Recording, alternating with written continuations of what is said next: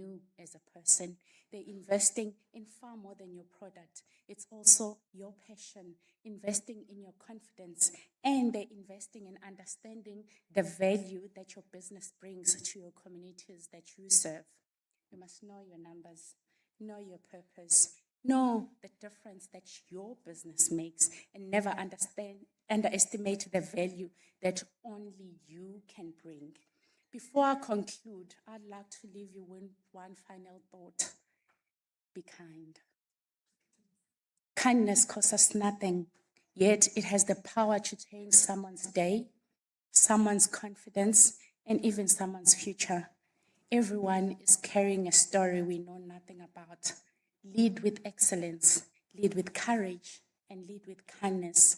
And remember this, yesterday is not who you are. You are not your mistakes. Every day is a new day to give you another opportunity to rewrite your story.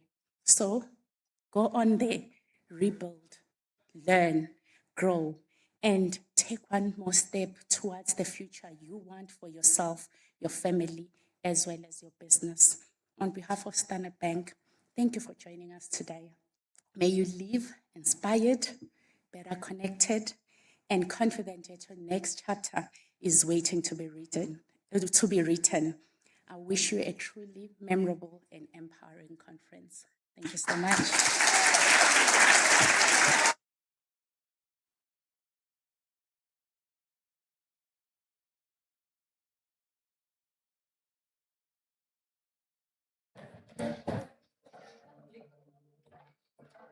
Oh, Olile. Oh, let's give a huge round of applause just one more time.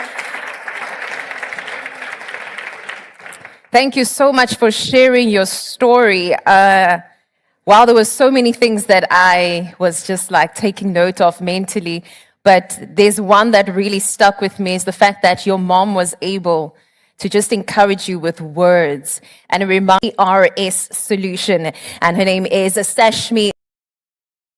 She is an award-winning entrepreneur whose leadership and have earned her widespread recognition across the business community. And most recently, she was honored at the KZN Top Business Awards, where JRS Solution was named the winner in the transport and logistics category, adding to an impressive list of accolades that celebrate her innovation, her resilience, and her impact.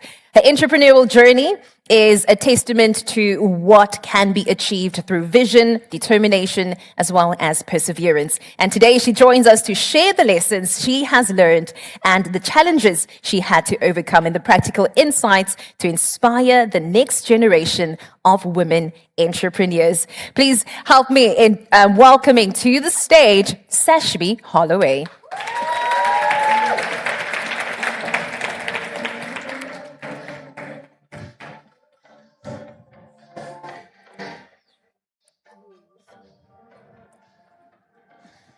Good morning. Good morning to our distinguished guests here, Councillor Zandile Yeni, and representatives from Standard Bank and Topco Media, fellow entrepreneurs, business leaders, finalists, women in leadership, and future change makers. Well, there's definitely synergy in this room because I'm the third keynote speaker. But my title for today is Get Up and Show Up. So a disclaimer, we did not compare notes, but I think you guys made my job a lot easier today. And so the atmosphere is set for everyone to receive and to take in what you need to take in today. Mm-hmm. So it is an honor to stand before you today. But before I begin, I want to ask you something.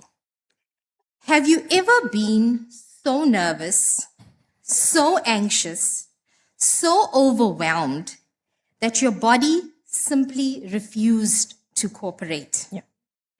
Have you? Yep. Well, that was me 3 years ago. I was in this very same atmosphere And I think it was at the Radisson as well.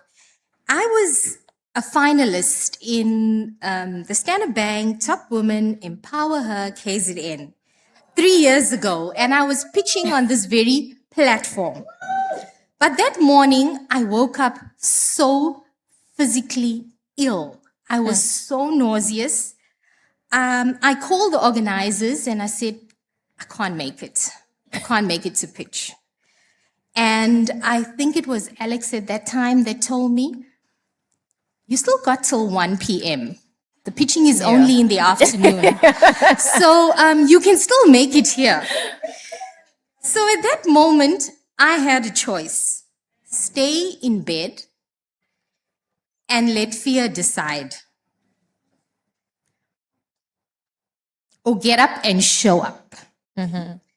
So my daughter, who was at home from university, she nursed me, she helped me get dressed, and 2 of my covenant sisters came over and prayed for me.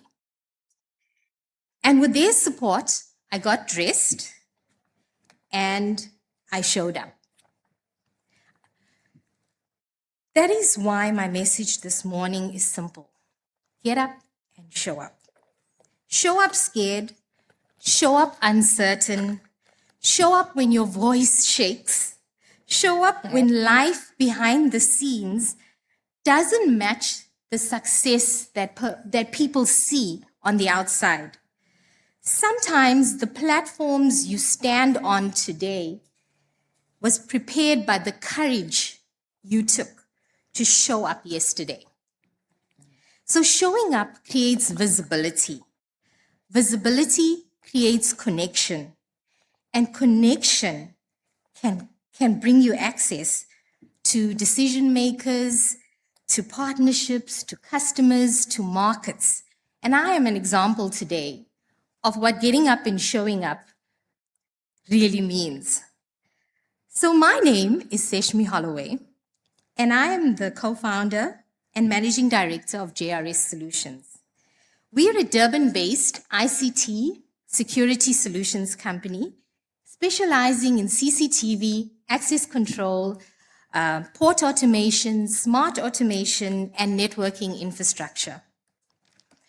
But my journey in business was not glamorous or perfectly planned. JRS was born from a need for flexibility, survival, and opportunity. Like many women entrepreneurs, I did not begin with everything in place.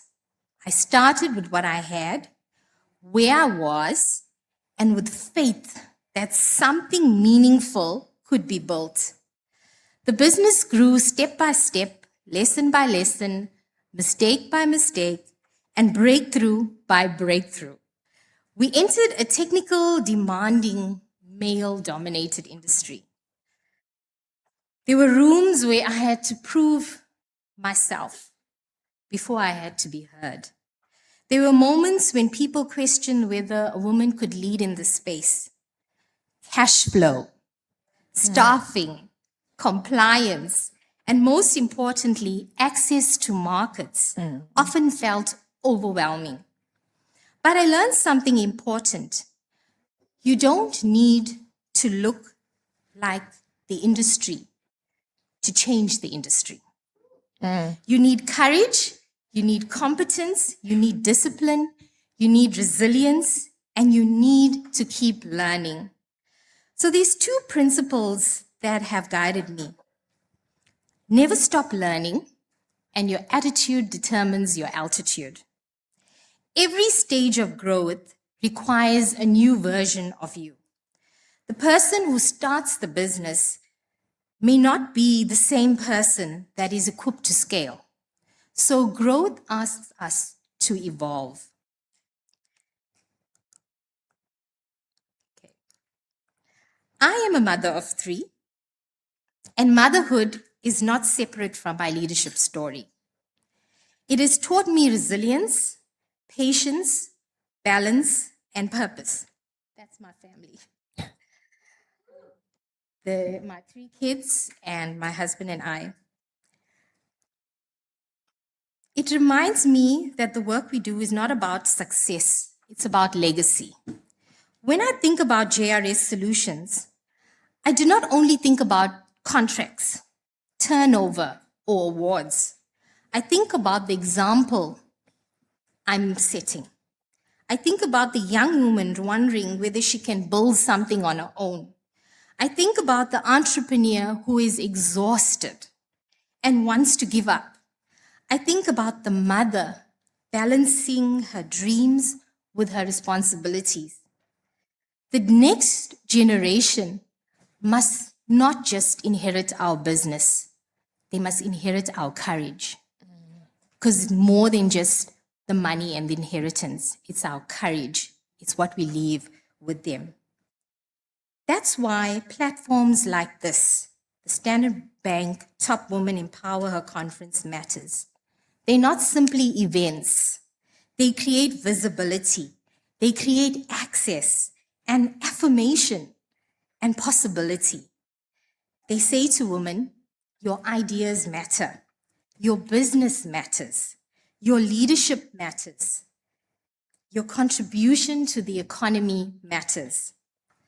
To every finalist pitching today, whether or not you win the prize, standing here matters. Just standing here on this platform matters. Do not underestimate the power of being seen, being heard, and being stretched. I was once a finalist. I am a speaker today. Do not despise the stage you are on now. It may be preparing you for the next one. The theme today is on creating access to markets for female entrepreneurs. It speaks directly to our reality. A business cannot grow on inspiration alone. We need customers, we need contracts, we need opportunities to enter supply chains and compete on merit. I say this from personal experience. I have participated in supplier development programs over the last 15 years with major corporates. I may have a vendor number, but that does not necessarily mean I'm a supplier. Registration places your name on the system, but real access means receiving a fair opportunity to quote. Am I right, ladies? Compete, to quote, to compete, to deliver, and to build your track record. So supplier development must therefore lead somewhere. Training and funding can build capacity, but access to markets give that capacity somewhere to go. A sustainable contract allows a business to employ people, develop skills, strengthen systems, and plan beyond the next month. So access means opening fair doors, making opportunities visible, and removing unnecessary barriers and giving capable women-led businesses a genuine chance to compete. And I believe that access to markets is already in this room. Access to markets is already, so you're hearing this for the third time. Access to markets is already in this room. Every entrepreneur here buys products and services. We need accountants. We need caterers. We need designers. We need transport providers. We need technology partners. We need trainers. We need manufacturers. And so if each of us deliberately give another entrepreneur a fair chance, refers her, includes her in your proposal, introduces her to a buyer, or chooses to buy from her, we begin creating access to markets for one another. We do not have to wait for one large institution to open every door. We can be the doors for each other. Do you agree? Amen. We can be the doors for each other. And when we have the influence to open a door, don't hesitate. Create that opportunity for the other woman. Share that information. Make that introduction. Give that referral. Invite another woman into your room. Give her a place at your table. When women build businesses, families change, communities change, industries change, economies change. So by opening the door is only the beginning. As entrepreneurs, we must be ready to walk through it and ready to deliver when we arrive. Is like using the self-parking feature of my car. So if you know, there's cars that you can click the button and they will park in and they will park out. So when I first experienced it, I could not trust the car. I held that steering. I put my foot on that brake because I couldn't believe that a car could park on its own. And that's somehow how I used to feel about AI. I want to stay in control. I want to hold that steering wheel. I don't want AI to do it for me. And so my son, who's recently joined our business, he graduated in computer science, so he's far ahead in using AI, and he stretches me. But what I want to share with you is that I was resistant to change. I want to use hence I'm still writing out my speech. I don't have a tablet, but I'm going to get a tablet. I got a laptop. So I still want control. And how many of you relate to that? Mm-hmm. How many of you relate to that? So being resistant to change, you want to use your traditional methods that have worked. And so he is showing me faster and more productive ways. So that situation requires a lot of patience for the two of us. But let me tell you something. It's 2 generations overlapping. And we need one another.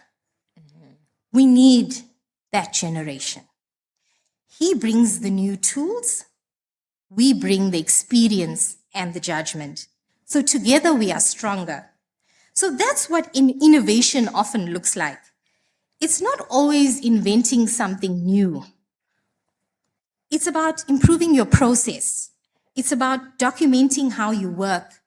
It's about using digital tools to submit a better tender. It's about quoting faster. It's about training your team. And the big word is it's about learning to delegate. Mm-hmm. Mm-hmm.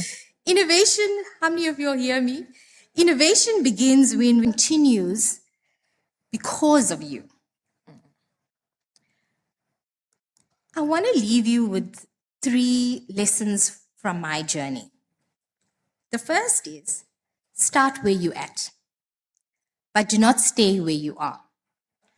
Start with what you have, then grow your capacity, find mentors, understand your numbers, know your customer, and improve your documentation and build credibility. The second is, this is something that really, really is important to me, is to build trust before you chase growth. We often chase growth. It's a rat race out there. We want the biggest contracts, we want the biggest tenders, we want the biggest cars, it's just a rat race. So we often lose relationships along the way. So access to markets and market readiness must go together. Trust is built through quality, consistency, relationships, and compliance. Do what you say you will do. Communicate, follow up, deliver, and be honest when challenges arise. Your reputation is one of the most valuable assets that your business owns.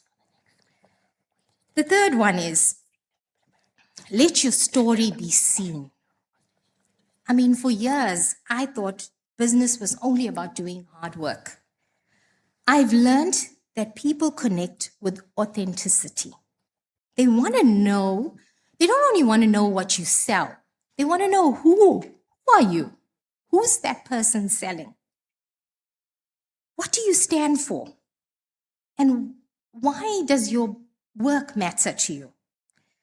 So, women entrepreneurs, stop hiding. Take up your space. Tell your story. Celebrate those milestones. Not to boast, but become visible, creating possibilities. There's a young woman who needs to see today that a woman from Greenwood Park can build a technology company. There's an entrepreneur who needs to hear that a setback is not the end of your story. Resilience is often celebrated after success, but resilience is built in private, in the times when nobody sees what you're going through.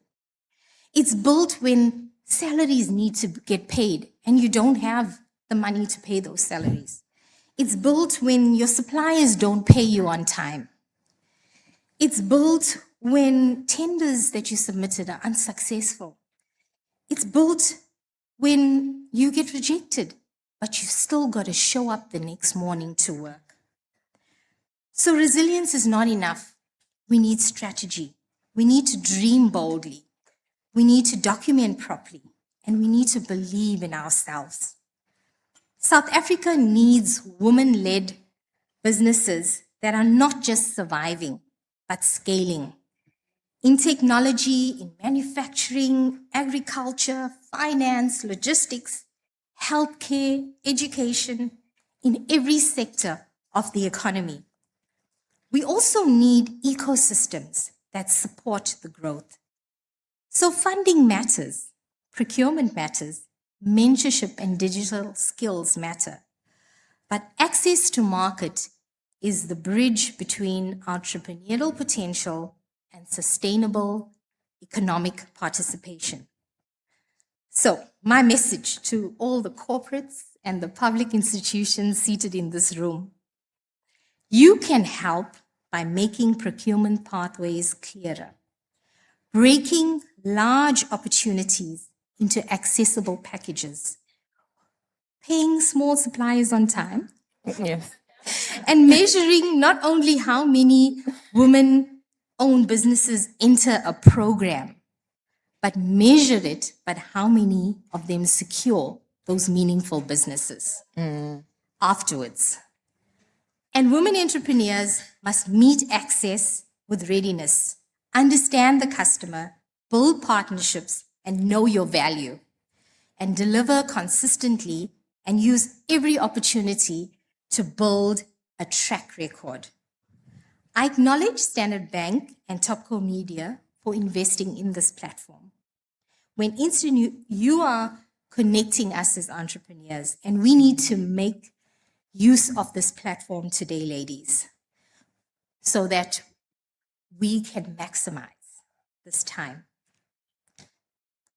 So to all the finalists today, congratulations. Congratulations to you all. You made it here. You are pitching for more than just funding. You are pitching for visibility. You are pitching for relationships. You are pitching for feedback. You are pitching for confidence, and you are pitching for growth.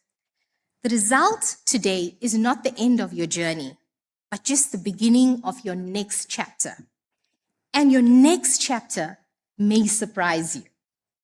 So to all the women in the room, let us build businesses that solve real problems. Let us build businesses that grow beyond us. And let us build businesses that leave a legacy. And let us build an economy where capable women do not remain outside the market simply because they lack the right network. Let us be those door openers for these women. And let us be the introduction. Let us be those opportunities. And whatever season you're in, get up and show up. Success is not only what we achieve, but it's what we make possible for others because we showed up. Thank you.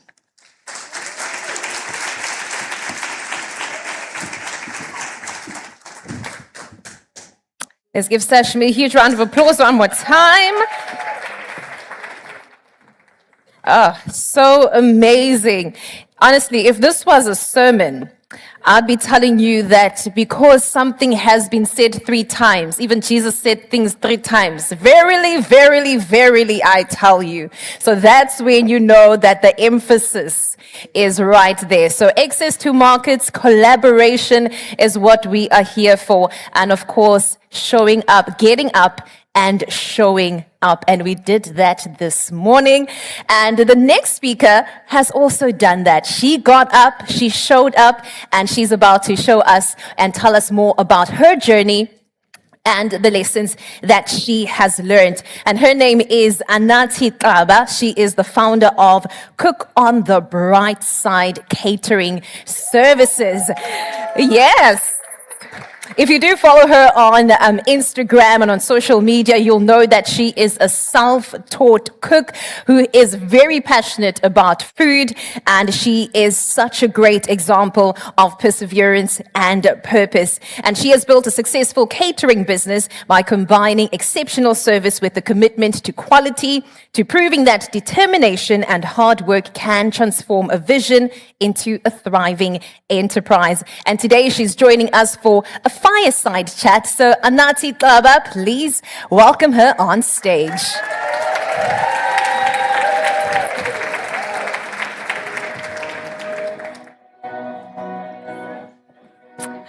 How are you doing? I'm good, thank you. Here you go. You can just join. I think so. Just check if the mic is working. Hello. Yes, it is. All right. Hi, Anathi. Looking absolutely stunning. Thank you. You look good too. Just All like everyone in this room. Just like everyone in this room. I mean, we are ladies at the end of the day. So, but thank you so much for joining us.